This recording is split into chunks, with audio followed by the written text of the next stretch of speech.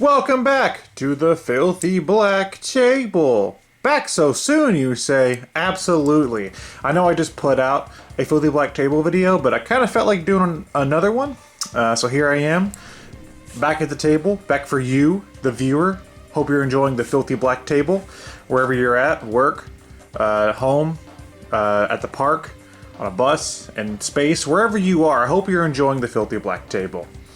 I had a suggestion from my good friend Majora to do a Filthy Black Table episode about Sega consoles. Now, not every Filthy Black Table video is going to be a versus type thing. They are fun to do.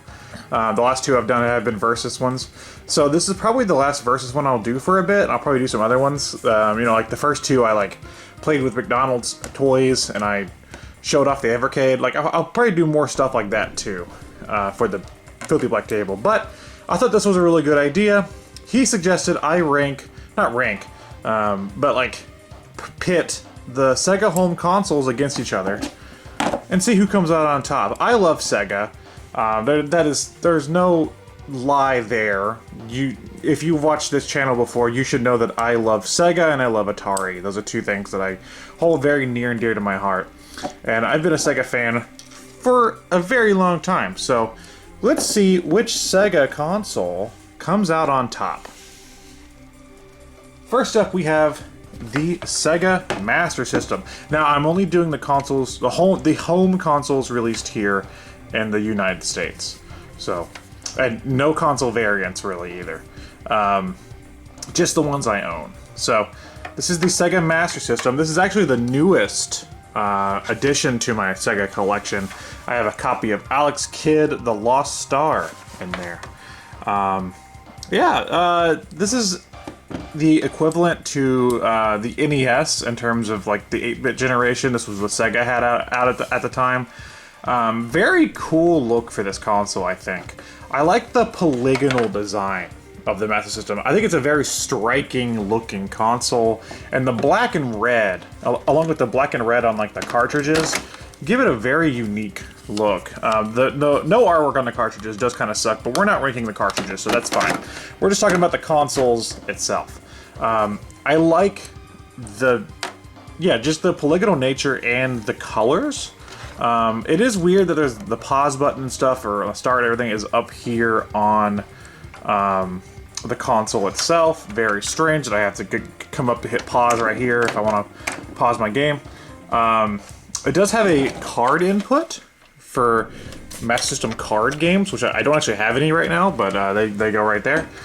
Uses the same, there it is. The same pin connectors as the Genesis and the Atari. So those things work. And the back, ignore the RIP sticker. The guy I bought it from put the price sticker back there. The inputs are there. Who cares? We're just talking about the design. And I think this is a good looking console. Is it my favorite looking Sega console? Probably not, but I do think it does stand out in my console library, and it is very nice to look at. So we'll put the Master System off to the side and bring out the next bad boy. While that was the newest addition to my Sega library, this is the oldest. My Model 1, which, let me zoom out a little bit, which I do have the 32X on top. It doesn't come off. Oh shit, I knocked over the Sega sign, everybody, shit! It doesn't come off. In fact, it's like on life support connected to the Model 1.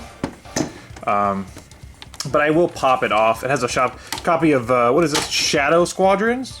Shadow Squadron. It's a cool game.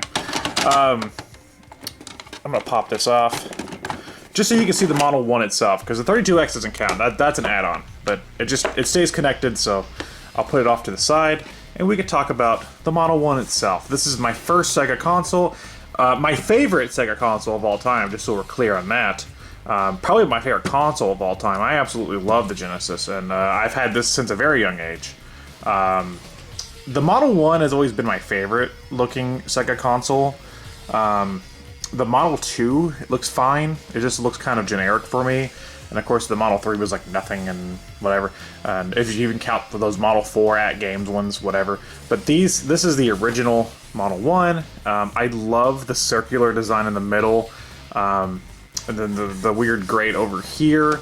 And then like the way it goes down, it sloops down here. Then it has like the power reset and then audio, because there's a headphone jack, so you can mess with that. And my God, this looks like just a really sophisticated piece of technology, especially for the time. When, you know, Nintendo consoles at the time were made to be more toy-like, this looked important. I love it. Mine sadly doesn't say high definition 16-bit graphics on it like some of them do, but it does say 16-bit right here and has the Genesis logo, and of course there's a light right here that powers on. So very good looking console. Let me surgically put the 32X back in there, and now it looks like a monstrosity. Next up is the Sega console I probably collect for the most, which is the Sega Saturn. And I don't actually have just one to show off today, I have two, but we're going to start with the standard black North American Saturn. I think the biggest crime of the Saturn is that compared to the previous two consoles, the console design itself is just a box, which, yeah, like there is some cool designs inside of the box. I think it does look okay, but compared to the last two consoles, it just doesn't look as cool. You know, it doesn't have like an angular design or the weird circle pattern. It's not as good looking, I think. It is a bit thick. It's a really thick boy. The Saturn's a thick boy. Of course, I have to see what game I have in here. Black Fire! Hey! For the Filthy Black Table, I got Black Fire in there, cool. It looks okay. I don't hate the design for the Saturn. Of course, this is where my action replay is, in the back. And you know, around the side, like I think it fits into an entertainment system, like center nicely, but it does what I don't like about some consoles, especially newer consoles. They just look like a box, you know? So that's kind of disappointing. But we also have my second Saturn, which is my Japanese Saturn, and I actually like the design of this one more. For one, it's white, which is nice. Nice refreshing color from the last, you know, the black consoles that we just looked at. What's in here? What is this? Shining the Holy Ark. Nice. Yeah, it's got the red button for the lid, the gray buttons, and then the gray flap back here. It has more color, just in general, I think. Looks a lot nicer. I wish it had a little more color, like I should have brought it in here. The white Saturn controller has different color buttons and stuff. I kind of wish maybe they put some of those up here for the gray. But, you know, it also just looks like a box, but at least it has a little more personality than the black version. So, there is that. And then we have the last one. And if you don't know anything about Sega, their last console was this one. Another box. But I think this box looks better than the Saturn. This is the Dreamcast. And while, yes, it is a box, it has a bit of an angled design to it. See, it's like rounded at the top with the angled bottom. It's not just a box. What's in here? What's in here? Zombie Revenge! Dude, fuck yes! I played a copy of Zombie Revenge at an arcade like 2 years ago. It's fucking awesome. Put that back in there. Yeah, I like how the lid molds into the design. So it's like it is a box, but it also has like a triangle, and then it also has a circle, and then the lid itself goes like that. Very cool design. Like, it is a box, but it looks futuristic almost. Mine is a little dirty. I've had this Dreamcast for a while. Also, it has these weird bumps. I guess if you're Braille, you can... That's not Braille. But, yeah, it's got the spots all over it. Look, you can hook up a modem or whatever and go online. Play Zombie Revenge online, I guess. Yeah, this just looks really nice. Compatible with Windows CE, just so everybody knows. So, yeah. I like the Saturn design. It does look futuristic. It's a cool looking console. I remember the first time I saw a Saturn, I thought it just looked really cool. So which console comes out on top? Let's go from my least favorite to my favorite. Maybe that'll help me decide. My least favorite's definitely the Saturn, which pains me to say, because this is the console I collect for the most. I love its library.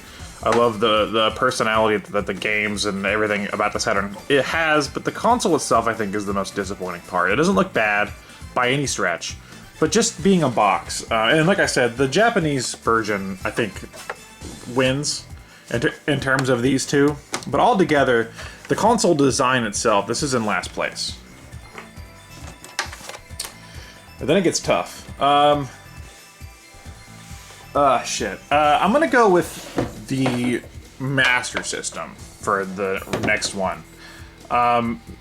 Because I do really like how angled it is and the colors, but the length, I think the length is the one thing I don't like about it. I feel like it could have been a little shorter, like here, or something, like here. And I know there is a Master System Model 2 that is smaller, but, you know, I like this design, but I just wanted to be a little more compact. This guy's big. This guy's a big boy. So like this is almost like the size of like a keyboard or something. Maybe even bigger than a keyboard. He's long. He's a long rectangle. So I think he's the next one. Then I would put the Dreamcast. The Dreamcast, while it is a box, I think it has a lot more personality than the Saturn. I love the fact that it's a box with a circle and a triangle. That lights up as well. I don't know if I mentioned that. It just looks really fucking cool. This is a console that like makes you want to play it, you know, but when you look at it, you want to see what's going on here. It looks futuristic. So, yep, that is second place. I'll put it right there for runner-up. And of course, that leaves my pride and joy, the Model 1 Genesis. I think is my favorite. Get out of here, 32X. Hold on, I gotta take that off again. The Model 1 Genesis, I think, is still my favorite designed Sega console of all time. Or just console of all time, maybe. It's up there, for sure. I don't know what my favorite design console of all time is, but this is the one that I always think of. It just looks outstanding. Yeah, it's technically a box, but, like, aren't they all sort of boxes, just with cool, like, you know, like, they're not as flat. Like this has a cool design that makes you forget it's a box. It has the grate over here, has the circle, has the logo, has the cool jewel piece. This little bit that makes it look like a piece of a stereo or something. It's very cool. Yeah, I remember the first time I saw this one. I bought this Genesis at a yard sale for $3 with a copy of Sonic the Hedgehog and Quackshot, which I still have. Yeah, I remember just thinking, like, this is such a cool looking thing.